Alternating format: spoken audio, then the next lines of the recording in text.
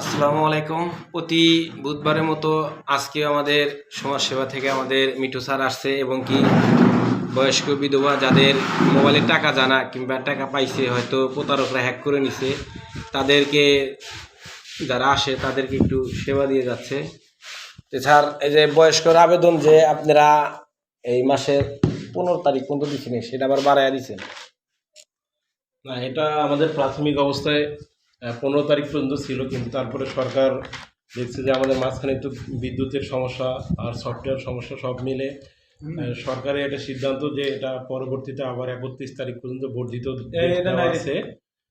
31 তারিখ পর্যন্ত আপনারা বয়স্ক বিধবা প্রতিবন্ধী এই 3 ধরনের ভাতা আর এর মধ্যে আছে অনগ্রসর জাতিগোষ্ঠীর ভাতা, এগুলোর আবেদন করতে পারবেন। তো আবেদন করার জন্য যেটা লাগবে আপনারা বরাবরের মতো জানেন যে এনআইডি কার্ডের তথ্য লাগবে এবং ছবি, সাথে হচ্ছে যে নগদ বা বিকাশ খোলা একটা নাম্বার, এগুলো নিয়ে নিকটস্থ কোনো কম্পিউটার দোকানে গেলে আপনারা আবেদন করতে পারবেন। এটা কি করবে? আচ্ছা, আপনার মাঝে আরেকটা জিনিস জানি, যেমন এই যে যারা আবেদন করতেছে বিগত আবেদন আমাকে আগেও প্রায় 1000-এর মতো আছে। তো আবেদন কইরা নিও মানুষ মানে খালি চেয়ারম্যান মেম্বারের দোষ, মানে সেই বিষয়ে কিছু বলে। আমি এই বিষয়টা একটু বলতে চাই। আসলে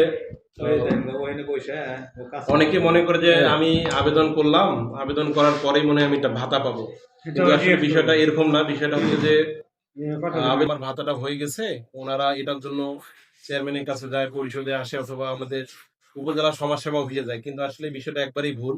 আপনি আবেদন করছেন মানে আপনি ভাতা পাওয়ার যোগ্যতা অর্জন করছেন, কিন্তু ভাতা আসলে পাননি।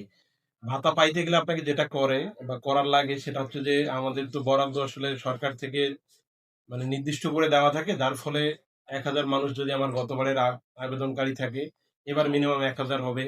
তো সব মিলে আমার যদি 2000 ধরি, 2000-এর মধ্যে আমার বরাদ্দ দেয় সরকার সর্বোচ্চ 100টা 50টা, এটা সরকারের বরাদ্দের উপরে নির্ভর করে, বাকিগুলো আমাদের থেকেই যায়।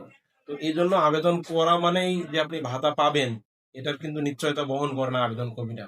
সুতরাং আবেদন করার পরে নির্দিষ্ট একটা সময় বরাদ্দ আসে, তখন আপনি আপনার ইউনিয়ন পরিষদের চেয়ারম্যানের সাথে কথা বলবেন। ওনার যদি সীমাবদ্ধতার মধ্যে দেওয়ার মতো ক্ষমতা থাকে, কারণ ওনারও তো আসলে সীমাবদ্ধ ক্ষমতা। 100টা একটা চেয়ারম্যান আসলে কয়েক হাজার মানুষের প্রতিনিধি, তার পক্ষে তো আর সবাইকে ওইভাবে দেওয়া সম্ভবপর না। তো আমার কথা হচ্ছে যে এখানে চেয়ারম্যানেরও কোনো কিছু নাই বা আমাদের সমাজসেবা অফিসেরও হাত নাই।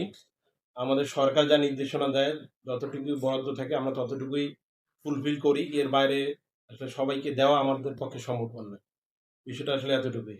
ধন্যবাদ। আসলে তো বুঝতে পারতেছেন যে আসলে সরকার থেকে বরাদ্দটা দিলে চেয়ারম্যান মেম্বাররা দিতে পারবো, আসলে বরাদ্দ কমের কারণে সবারই মন রক্ষা করতে পারে না। তো বরাদ্দ অনুযায়ী মানুষকে চেয়ারম্যান মেম্বাররা দিয়ে থাকে। সবাই ভালো থাকবেন। আসসালামু আলাইকুম। ধন্যবাদ।